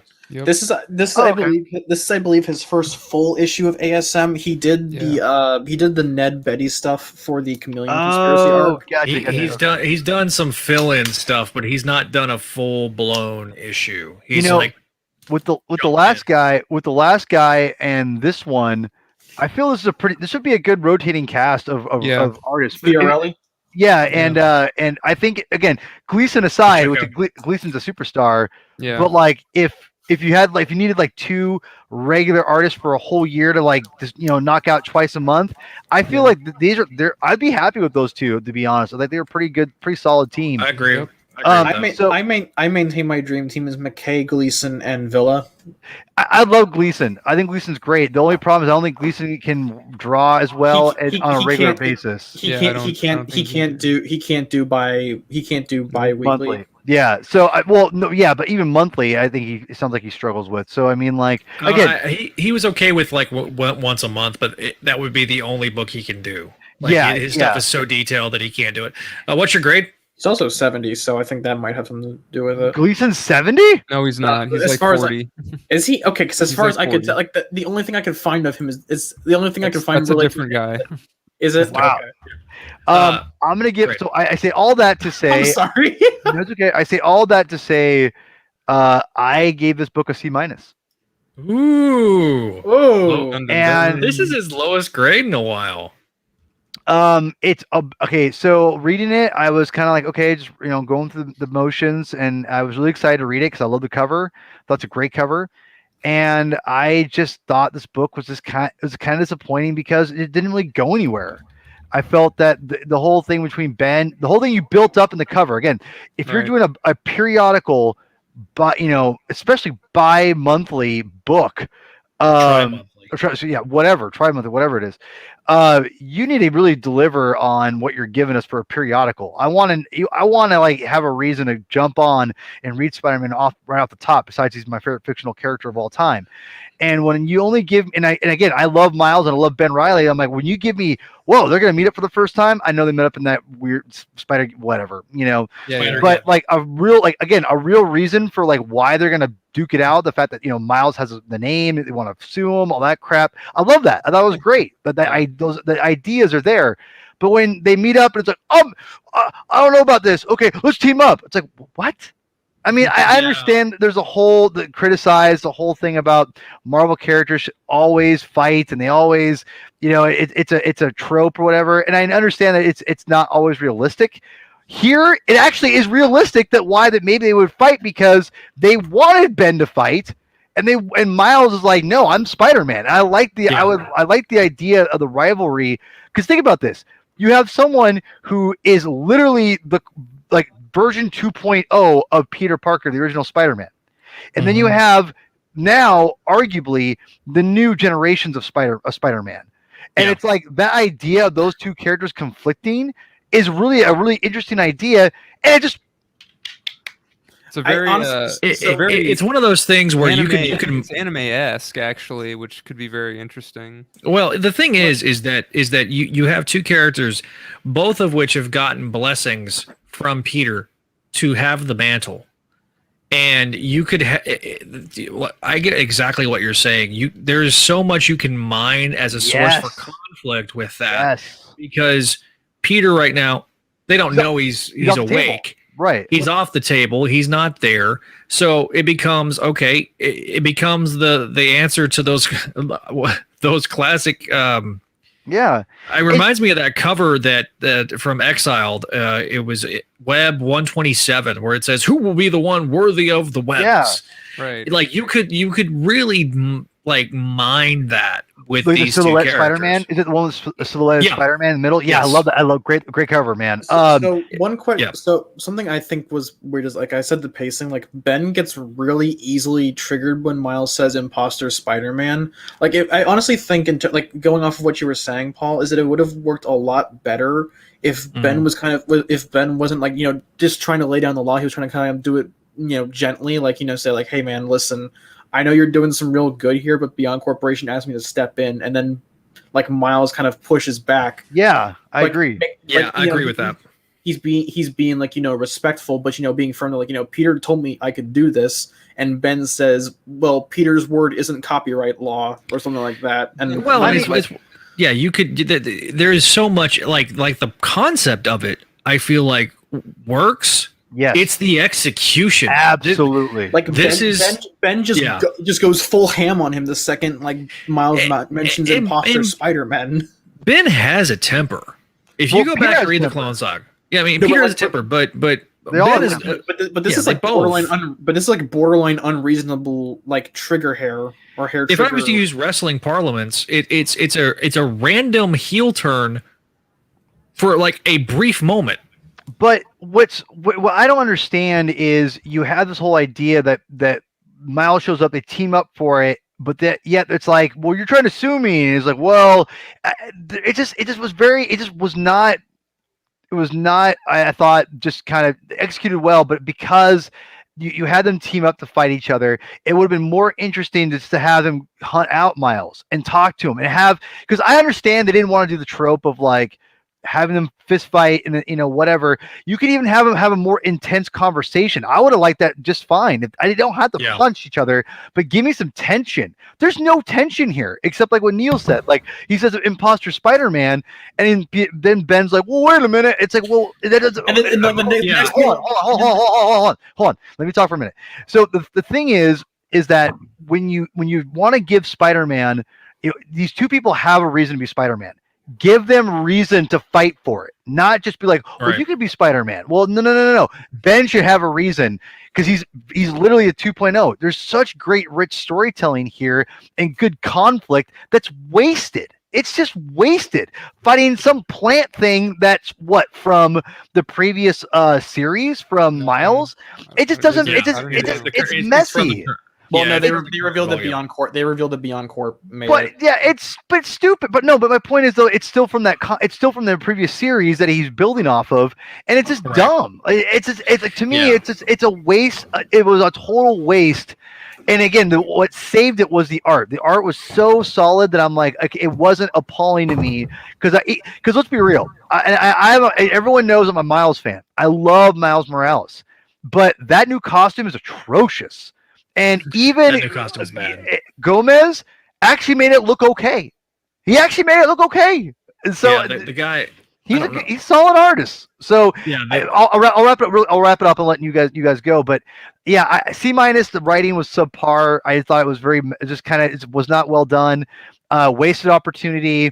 Art saved it. I thought art inks ate everything. It was great except the writing. I thought the script was not great. So C-. I'll say this: Michelle Banditti, who's the artist in Miles's book, not a bad artist. Makes that suit look much better. in my opinion. But they also make him a lot lankier than Gomez did here. Yeah. And I like the cover art of Miles. Yeah. Taran Clark is the cover artist. I will say this: today's, because both Miles Morales and ASM came out today. I will say that you've got to read ASM before you read Miles, because they reference this issue, and the events of this issue. But you're right; it's one of those things where it was kind of a cheat for them to bring Miles in and then have him reference stuff from his book. Like like I get it. You know, he wants to maintain the continuity between the titles and promote. I get it. Right? Yeah, and do some cross promoting with it. But unfortunately, it just, you're right. It comes across as hollow. I did respect that they actually acknowledged that they did meet in the Spider-Geddon series. The problem is that we lost that conversation in off-panel land. Yes. I would have much rather there been, and Neil was right. You could have cut a couple of scenes out today in today's issue to really dive into the conflict between the two characters, and it would have been so much of a stronger issue. Take out the villain. Just take out the villain. And have them just interact with each other. Yeah. You don't have to have them punch. You can maybe throw a couple punches. That's it. But have an intense conversation about what it means for them to be Spider-Man. That to me is what I wanted, because that's what. Come on, that's what makes them interesting. Like if you real quick, Paul. You're good. You're fine. But going off of that, I could craft like a much better issue. Like take out the Beyond Corp stuff, because it's nothing we haven't seen yet. Like we know Beyond Corp's manufacturing their stuff, but like imagine Ben raising his, or like heat tensions escalating as Ben and Miles are going at it, like trying to like argue who's better, and then like Miles kind of points a finger and Ben like just grips his hand and then is like kind of horrified that he almost like attacked a child over a name. Yeah. And then like when he goes back to Beyond Tower and confronts Maxine, his like rebuttal of like he's just a teenager suddenly has a lot more emotional weight behind it, because Ben knows what he almost did and is horrified by it, and realizes like his temper, which is a defining character. I don't want to say defining character trait, but it's like one of the things that sets him apart from Peter. He's got more of a hair trigger than Peter does because of his experience. And that's what I'm saying, is that Ben kind of realizing that temper is going to eventually come back to either hurt him or someone he loves. And I'm relatively sure he's had that lesson before, but like, for the new reader who's never seen that part of Ben before, realizing that temper of his is going to maybe get someone hurt, especially someone who doesn't, or even someone who's kind of just caught in the crossfire of this stressful relationship he has with Beyond Corp. I feel like that would have been a much more emotionally impactful issue instead of needing an action scene. I just think that, with all the talk lately, especially, and not just lately, but the last couple of years about, Spider-Man and what it means to be Spider-Man and the Spider-Verse. And I fucking love Spider-Verse. I'm into the Spider-Verse film. I think it's incredible. And I think the message there is incredible. And I think that the whole idea that, people who, anyone can be Spider-Man, all that kind of, I love those ideas. I think Spider-Man fits that because Peter Parker represents the everyman. It's always been the every person. He's always been that character. And I think what's cool is that Miles represents that whole idea of like a different generation, different people, of owning a different Spider-Man, but it has the same values. And Ben represents a kind of a warped sense of that Peter Parker, and the ideas of these people, these two different generations, or people saying, well, who could be Spider-Man? Who can be Spider? It's almost meta, and I think in a good way, in a sense. You could have went that way and talked about a message of like, everyone can be Spider-Man. It doesn't have to be the same way. There's different versions of it. And having that ideas of like, bringing in for Ben, because Ben's like, well, I'm Spider-Man because I'm Peter Parker. Well, then now you can have, for me, it's like, Ben and Miles could have talked about how Miles, like, I don't need to be Peter Parker to be Spider-Man.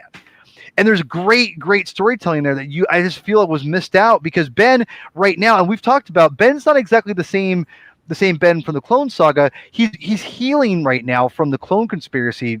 I'm still healing from it because God, it was so bad.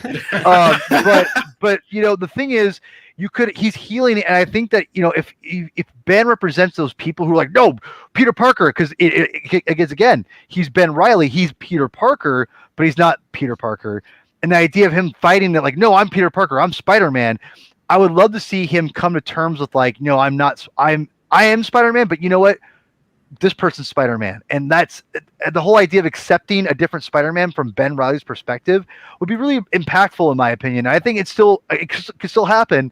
We already got that, but it was lazily written in a sense of like, well, what do you want me to do? Beat up a kid? It's like, no. Like you've totally, I think, have stolen and kept a great idea and story from us that I wish they could have written and really shown people, like, almost like, hey, you know what? People who love Peter Parker, even the guy Peter Parker, like who's got a little bit hurt right now, and he's very protective of the Spider-Man name.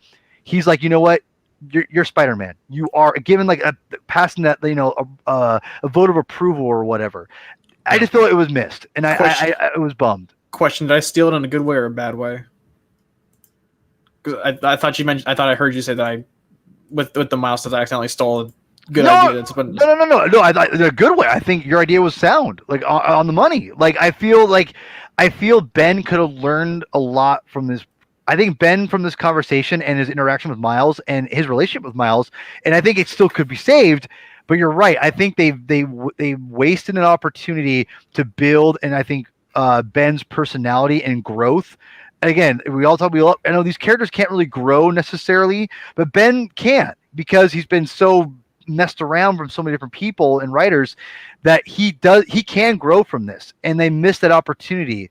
He instead of growing from a personal standpoint, I think of like accepting the fact that, you know what, Peter doesn't have to be the only person being Spider-Man, just like he doesn't have, Ben doesn't have to be the only person being Spider-Man. So many different people can have that moniker, and it's fine. And I think that's what Miles has done to us, and I think it's been a good thing, in my opinion. He's actually, in my opinion, Miles has given us he's given us so many different ways that we can accept Spider-Man. It doesn't have to be 616 verbatim Spider-Man. You can have 616. I still have issues with Miles being in the 616. Because, that's fine. I understand. I can respect that. Because I feel like it takes away the uniqueness of him as a true legacy character. There's an argument there. I see your argument. I can argue against it, but I totally can concede that, like, I understand that perspective completely. But I also understand that with Miles, you can still do the young, swinging, hip, single Peter Parker in character that same universe. In the 616 without having to. It is a perfect solution to a problem I don't feel that exists, but that's just my opinion. Neil, what's your grade? Give it a B-. I said earlier. Okay, you gave it a B-. Adam, your turn. B. Okay, what's your thoughts? I didn't think about it as much as you guys did, but I gave it a B because I thought for what it was pretty solid, and the art was good. It's a classic. It's a classic done-in-one Marvel team-up issue with the whole the two heroes. The bad guys, yeah. The two heroes fight each other over a misunderstanding, essentially, and they team up to fight the bad guy. Can I really quick? I just want to, Adam, I'm so sorry. I just want to add one thing, because you actually beautifully illustrated why I don't like this comic. It's Marvel Team Up. I freaking hate Marvel Team Up. Anyway, I'll shut up. I thank you. You exactly explained why I don't like this comic. It's one of those one and done Marvel Team Up comics from like the 70s, and I hated most of them. Anyway, sorry. So here's the thing, like going back to our consistent argument of, like, this should have been like a Miles and Ben exclusive issue and not focused on, like, fighting on being Marvel Team Up. I honestly think that, like, they wasted a really good opportunity to have like a we'll call it a one set stage play. Is that what it's called? Act play. Right. Yeah, act play. A one act play of contemplating the, I guess, metaphysics of being Spider-Man. Right. And I feel like, in effort to kind of keep the pace going, and in a weird way, this actually feels like it ground the pacing to a halt, because we're basically just retreading so many things we already kind of both either knew or inferred. I feel like Ahmed has kind of wasted our time. I don't want to say he wasted my money on this, because it was still a good issue. I'll say this: it's a C issue that's, I feel like, brought up in my opinion, because my grade is a B, just like Adam's. I think, hold on, let me finish just really quick. I'm so sorry, Adam. Sure. By the way. I would be really interested in reading Paul and Neil's idea for this issue, because that sounds like an A issue to me, but that isn't what we got, unfortunately. So yeah, it's not bad for what it is to be. The art is good. It's weird because just reading this, I feel like it's not mind blowing, but I'm reading this and I haven't read the Miles series, but I'm intrigued a little bit on how this dude would do the main title, how Ahmed would do the main title. Just with how, like I said, it's not mind blowing, but there was something about this that I liked. I guess I liked some of the simplicity of it, or something like that, or just I guess I thought the dialogue was good. I don't know. There's this weird, his style of writing I kind of would like to see in the main book as a possibility going forward. But yeah, is it the best issue of this stuff? No. It's solid. The art was really good. Neil, I'm interested in what you thought about the coloring in this issue, because I actually thought that the colors on Gomez's art in this issue were way better than what he got during the Kindred stuff the past. He got way better in this issue. I think he got Hollowell in Chameleon Conspiracy. Sorry, I need to pull up the issues so I can. But I feel like these were a lot more vibrant colors. One thing I really need to stress is that I wish, like, if they're gonna like really push this beyond something like something really different from traditional Spider-Man, run with it. Yeah. Like I said, we're only the most exotic thing we've gotten is the UFOs. Yeah.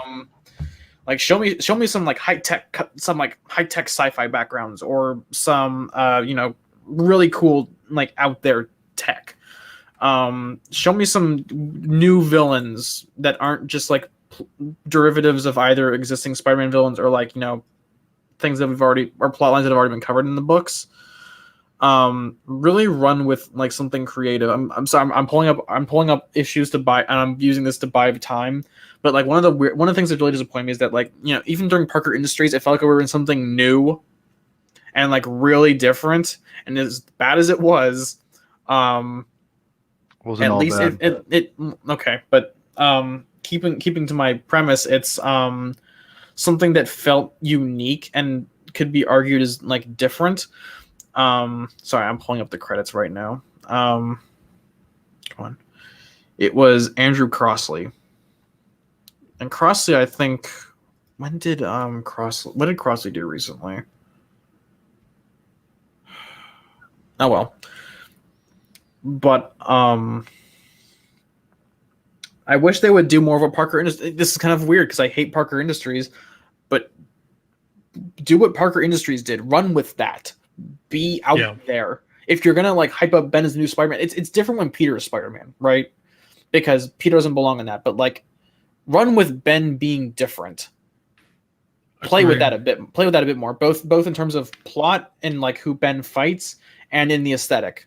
I love when a status quo change happens in a weird way, because you get to go out there and play with the sandbox a little bit, as it were. And it feels like Marvel, despite all their hyping this up as something new and different, have done very little to do anything other than just regular Spider-Man stories with a bit of a mystery around the Beyond Corporation. The most interesting stuff happens in like the .Bay issues, when like Misty Knight and Colleen Wing go to fight Obsidian Star, who's a next wave character, or not a next wave character, but a next wave concept. So that's my 2 cents on that. Adam, are you Yeah, I'm done. you done? Okay. I wanted to give you time to finish your thoughts. So before I got into mine. I said what I needed to say. So for me, this was an average issue. Ahmed has been, for me, on the Miles book, has been okay.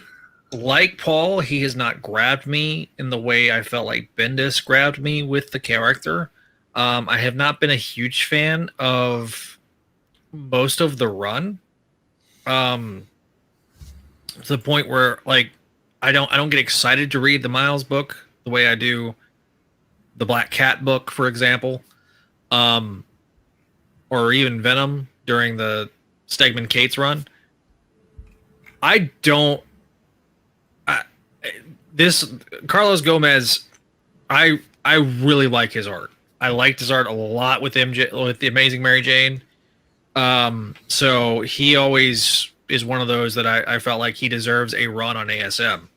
And so I'm going to kind of grade a bit on a curve when he's drawing the book. He comes back in a few issues, I think.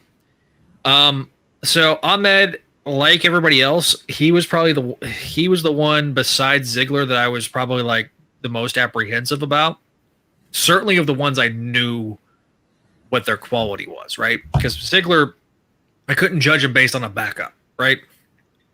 A silly little backup in Miles Morales 25. So I'm like, okay, you know what? I'm going to give him the benefit, he gets a little bit more of the benefit of the doubt because he's an unknown quantity. With Ahmed, Ahmed just has never grabbed me. So I'm like, his stuff's good. His stuff's okay. It's not knock my socks off. And I know that everybody's like, oh, but he's, it's so good. I'm like, I don't see it. It's just maybe I'm not the target audience there, and which is a distinct possibility. I am getting old, but truthfully, I feel like that this issue was, like everybody else said, kind of a missed opportunity. And when the solicitations came out and I saw the cover, I'm like, oh, this is like kind of referencing ASM 404 during Maximum Clonage, where you got Ben and Peter fighting on the cover. A cover I love so much that I literally made it the cover of CSC. Yeah. So I'm like, okay, all right, let's see how this goes. I hate the new costume. Miles's new costume is garbage. It's bad. It depends on who's drawing it. Everything that people hate about the Ben Reilly suit. You add that. I mean, it's a turtleneck that he zips all the way up. Why? Because reasons. And then not only that, but aesthetically, and Venkman brings this up in our comments. He says he's made the joke about Miles's new suit before, but Kane called and he wants a Scarlet Spider costume back. It looks suspiciously like if Kane's Scarlet Spider costume and Miles's original costume had a illegitimate child, this is the result. And you sprinkle in a little bit of classic Scarlet Spider in there because you got essentially a sweater. I don't like it. I don't get it. It's a sweater. I get why you had to do the redesign. I just don't understand. Did they have to? Well, story-wise, because of the clone stuff. Well, and also that so he feels like his costume is tarnished, basically. Yeah, got tarnished. Yeah, because I just reread it because I was going to record an episode of CSC, kind of talking about this. His clone's going on a rampage in his name. Yeah, basically, there's three distinct clones that are created. One of which is kind of the Ben Reilly of the story. You have another one that's more spider than man, so more man spider. And then you have but Doppelganger's not like a actual clone, but right. Kind of studio clone type thing. But then you've also got this, blob, ectoplastic. It's like spider. It's like Spider Side, but it farts paint. Don't ever utter that name again. It is the spider side of this Miles clone saga. It is true, but then it literally and when Neil says it farts paint, it literally farts or expels gas. I don't know if it's necessarily a fart, but it expels gas that turns into street art on a wall. Why? Interesting. Because reasons. I mean, it's good. It's a good street art. I gotta say, I love this. It's nice art, but it's just like I appreciate Shift living his best life as a street artist, but Yeah. I'm not sure how you can fart that accurately. I mean, Shift actually becomes like a decently fun little side character because he's like, Doesn't he appear in today's issue of Miles? Yes. Cool. Him and Gonki and meet up. So again, I don't know how much more issues that's left in this run, but it's not been a great run, in my opinion. And Miles deserves a book. Don't misunderstand, but maybe we put the book on the shelf for a few months and then do a relaunch of Spider Side Farts Paint. Things you never thought you'd hear on a podcast. Thanks, Finkman. But yeah, no, I feel like that it's going to be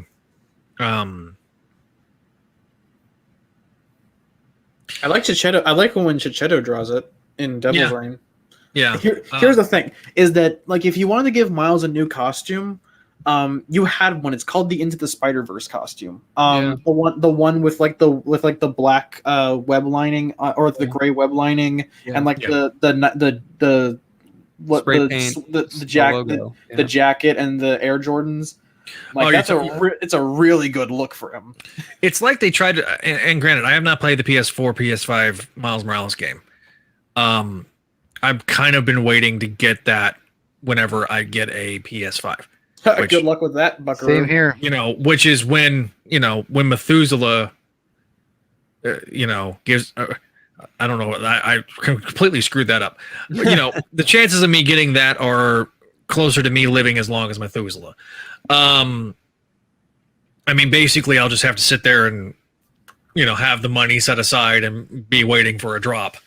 Order it online and pick it up at the store. And I'm hoping next year, they're basically saying this may be the last holiday season where they feel like they figured out their supply chain issues on their end and they've got enough chips to meet the demand. Well, there's also Sony does. There's also the graphics card issue because scalpers are buying those up in the tens of hundreds. Yeah. That is an issue, but I don't feel like it's as big of an issue as the solid state drive issue.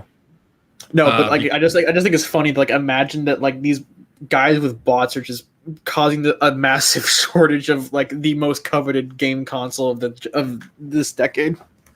Oh, absolutely. I mean, I think it's more funny than both Xbox and Sony are doing it. I mean, it didn't help that Sony decided to go with their own solid state drive, but we'll get to that in a minute. But to finish my thoughts, I give this, I give it a B, and I'll tell you, a letter grade of that is Gomez's artwork. So I'll see what happens next week whenever we get issue 883. But interesting premise. I want to see how Ahmed writes Peter, not in Miles's book, not where Miles is the star, but where Peter has a story written by Ahmed. I'll be interested to see that because obviously, Marvel has a lot of faith in him. Obviously, I mean, Nick Lowe has a lot of faith in him. So, guys, final thoughts. Go around the horn. Neil just gives an eh. It's an okay month. I don't really have a whole lot to say about it. There's more interesting stuff on the horizon. So I did mention this on Make My Mayday. Swag call. Make myself big. I did get the classic 90s action figures. That is a very voluptuous. No, they're all Spider-Girl. voluptuous, buddy. Look at the. That's wow. They're all that way. This is. I got Wild Thing. I got Mayday. Wow.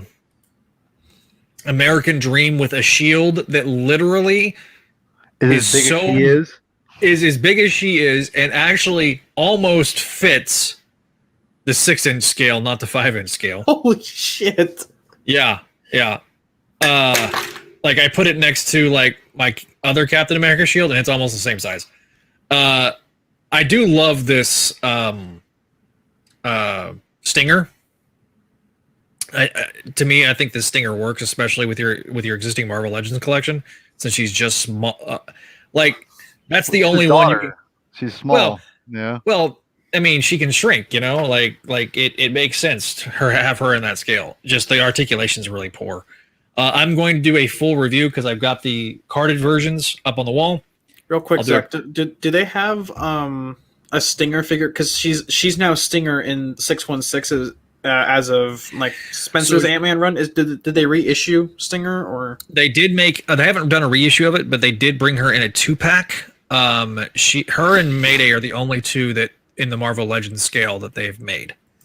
And it's the classic costume. I don't know what happened to my head of my Stinger. No idea. We need a J2 J2 remake. They've never done a J2 fig.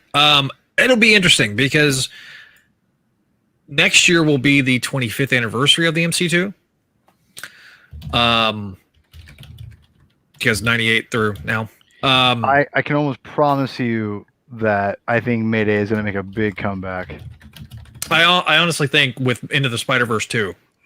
Well, that and across the Spider-Verse part. Well, remember, and also what they were introducing in Spencer's run on the very last page of Mephisto. That is not an accident. And I don't think that's going anywhere. I don't think it's going to go anywhere. I know why you're all wrong. Because they're buying themselves time right now, and they're still bringing in Mephisto. And again, Nick Lowe and all of them, they pretty much wrote that issue. Okay, this is not Nick's. No. Hold on. I wasn't finished yet. I'm gonna one more second. Okay. So the thing is, if Spencer is pretty much out of the mix, right? He's just pretty much like put his name on it, and Lowe's the one who's orchestrating the whole issue, and he has what's his name write it.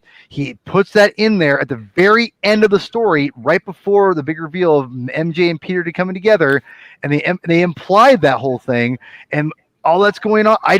To me, they are bringing the character into this, maybe not in the continuity completely, but they're going to bring the character in somehow again and return. Because 90s nostalgia does exist. Also, it does. And there is enough young fans that are now getting to the point where they can start having influence. Because, I mean, just the Stinger. The Stinger costume, the Stinger characterization of Cassie as Stinger, brought into the 616, makes sense. Maybe I've just been burned too many times, but to me, the Mayday thing felt more like a bone throw. Just like, oh, we didn't do what we said we thought we would. So here's this thing kind of out of left field. And I don't disagree with that assessment either. I'm kind of I got both. I'm of both minds. I get that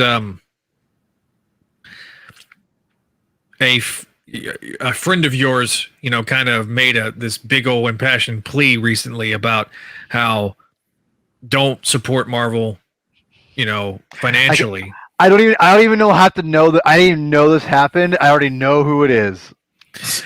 And how that all this was just a big bait and switch and blah blah blah and yada yada, et cetera, because I mean they were basically making that same point for the better part of 15 years.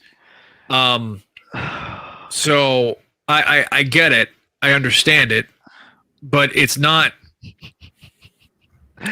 That's hilarious, man. I'm sorry, that's hilarious. I think it's hilarious. I'm sorry. It's just one of those things where and listen, they have their opinion. That's fine. Oh, yeah, they're entitled to it. They're entitled to that opinion. It's an opinion. I understand the reasoning behind it. I don't agree with all of it because I think that truly, I think there was adjustments made at the end of the Spencer run that were made out of necessity. And, because again, and it's not because I think, this big conspiracy. It's because of the tone of the book changed from Last Remains to 875. Well, and also I kind of just want to push back on Paul's, they're going to do Mephisto again. That's what we kind of said for like an entire year.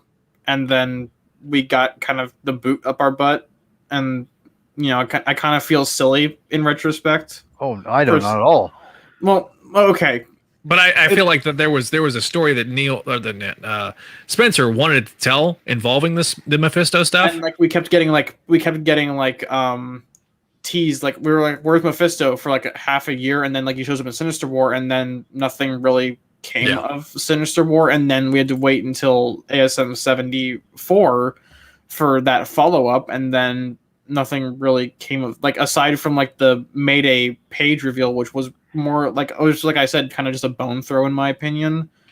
It feels kind of foolish looking back on it to think that there was gonna have anything come of that. I think you're right to an extent.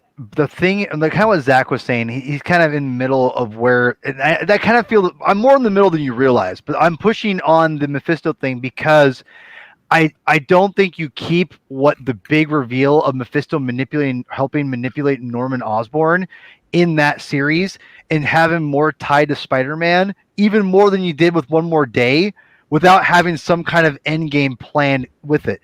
And that's where I'm pushing. And obviously, where Kindred comes from too, right? All that comes into play. So the fact that Mephisto is still a part of that, and they didn't change any of that, and they still have the ideas that they're pretty much hinting at the love of Peter and MJ are what's gonna pretty much can destroy Mephisto.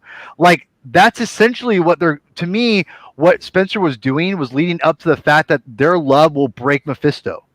And that's going to be what makes their marriage come back, is that true love they have, you cannot keep away. And that's what Mephisto will learn. And that, to me, they're prolonging it because I think Spencer, I'm assuming because of what Spencer and the tone of everything happening in the midst of all that, if they were truly wiping their hands from Mephisto, they would have not have kept the Mephisto with Norman Osborn. There's no way they do that. They would have been like, don't do that. Reveal. You can have Kindred be part of Mephisto. Wrap it up. Done. It's to me, there's no way they do that. And the fact that they kept it on, and Doctor Strange even hints at that whole thing, it makes more sense. They're going to do a big reveal. It's going to come back, and the whole I still think you're right, Paul. I hope you're right too. If you get rid of Niccolo, maybe things will get better. But Niccolo, he approved everything already. I don't think Lowe was the problem. I don't think he was either. I think Lowe, if there's a problem with Niccolo, is that he almost gives his writers too much autonomy. Because he took over with Slott and basically let about Slott, yeah, especially with Volume 3 and Volume 4, he kind of let Slott do his own thing, and Slott didn't have, and Wacker too a little bit. Wacker had more control, but he also had more writers to deal with. So that was a big difference with him and Wacker. Yeah, and Wacker's focus was getting the trains on time, letting Slott handle the big things, but letting him and Guggenheim and Zeb Mark Waid kind of handle the big moment. They have their one big moment where they're writing the big thing, like with Guggenheim, it was character assassination. Slott was New Ways to Die. I love New Ways to Die. I thought it was great. No, yeah, I would have loved it more had Norman known who Peter Parker was. That's not Slott's fault. I don't blame Slott for that. one of my friends actually re-edited New Ways to Die with Peter and MJ still married. I think you could. That's one of the frustrations I think of Brand New Days. You could write pretty much all the stories that didn't involve Black Cat with Peter and MJ still married, and not a whole lot would Basically, change. if you take away the Michelle and Black Cat stuff, every single one of those stories could have been written with the marriage. That's not important though. We're not talking about. But anyway, we'll talk about that more in the slot debates. But can I say one thing about this this last issue that I forgot to say? Sure. Shout out to the villain just being a random dude like it was for a few times in the Ditko run. I got a chuckle out of that. Right. So kind of to wrap up this episode, because we're almost at the 2-hour mark. So we've had a great year. We wrapped up season 1. We're in the midst of season 2.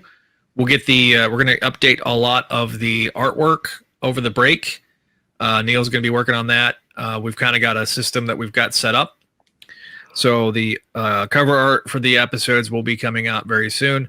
The audio version of this show will be caught up over the break. When we come back, which will be January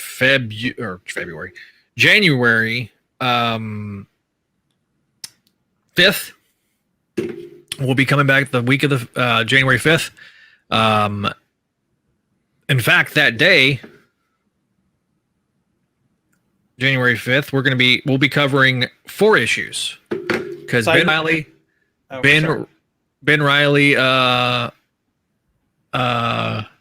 Spider-Man #1, written by J.M. DeMatteis, going to be coming out that same day. So, barring a delay. So we'll be covering it with that since it does tie into the book, we're going to be covering it. So you'll hear us talk about that. So real quick, I do want to point out that this is the new template for the show. With the Ben from ASM 76. I'm really proud of this, and I put way too much effort into making the smoke not have any blade lines. Yeah, really good. Yeah. So I had to do some Photoshop trickery to get it to transition well and not have any obvious photoshopping, but So we'll be putting that up as the covers for the episode. Super excited about that. So we'll be getting that. But we're looking, next year we got to 100 plus subscribers. I think we're at 111. Our goal is to be at 250 by the end of next year. And that's me being pretty conservative. I want to be to 1,000 by next year, but let's get to 200 first and 250. So yeah, we've had a great year. It's been a great time. This is not the last episode of the year. Obviously, we're going to be doing the No Way Home review, but this is the last regular review episode for the year. So my goal is to have this out, the audio version of this out, by New Year's. So the Patreon subscribers will get this much sooner than everybody else. So go to patreon.com/Spidey Network. I do want to mention Parker Luck on another YouTube channel known as Comic 2.0 with hosts Michael Spider Slayer. Recent new comic release day. I happen to get a comic shout out in episode 506. Wondering if I'll do. What does that mean? When you post, I don't understand what that means, but when you post things in the chat, I have a tendency to at least put it up on the screen. I mean, he mentioned something about Aunt May's history. Do you remember when Peter fighting the Hulk and Cannon, he called her Aunt Max? I think that was a lettering error. Yeah. If I remember correctly. But if you're gonna make comments on the stream, I'm going to address them. Yeah. Address them. My LCS hasn't received their copies of their sellable copies yet. Oh, that stinks. I know that there's some LCSs that are struggling with everything going on. So Vinkman's in the comments. Parker Luck Matt Boyd was in the comments tonight. I know you guys are watching and listening, hopefully. And hi, when we're trying to get things, like this. Now, granted, one of the things that we also, want more Patreon subscribers, so that way we can upgrade the StreamYard. because one of the things we want to do with the StreamYard is to be able to have more people have control, guys. People like Kelly for Make My Mayday. Right now, Neil is kind of a producer on the show, producing the show with me, so it enables me to be able to handle things. Speaking of our last episode of the year, Spider-Man No Way Home. We'll be doing the review on Monday, December 20th. We've already got everything set up. If you set the reminders on YouTube or Facebook, you'll get the reminders. We're going to be starting at 7 p.m. Central Time. I know Paul's got to work that Monday, but we'll have Paul on so he can talk about it. But, we're going to be doing the live callers. We're going to be doing, spoiler-free for part of the review. If there's anything pertinent, there may be a couple reveals on Fan First Thursday from Hasbro for the end of the year. If there's anything Spidey related, we'll talk about that too. I just don't know yet. I couldn't get an answer from Dan from Hasbro, so he just basically told me to stay tuned. So we'll see. They're going to be talking. The No Way Home wave is out right now. I do know that. I did see it at my local store. I didn't see any of the regular, like the Spidey suits. I saw Jonah, Moreland, and Shriek. Weirdly enough, the three that I wanted, other than the Miles Morales one. So, I'll probably end up getting the whole wave. I'll review it on Spideydude. Also, stay tuned for the Mafex Ben Reilly review. Hobby has that. We'll have some announcements concerning ASM Classics on Monday, and when that's going to start. We talked about it being the fall. We are obviously in the winter now, so things have changed. Still waiting on some things on Forgotten Era. We'll talk about that more on Monday.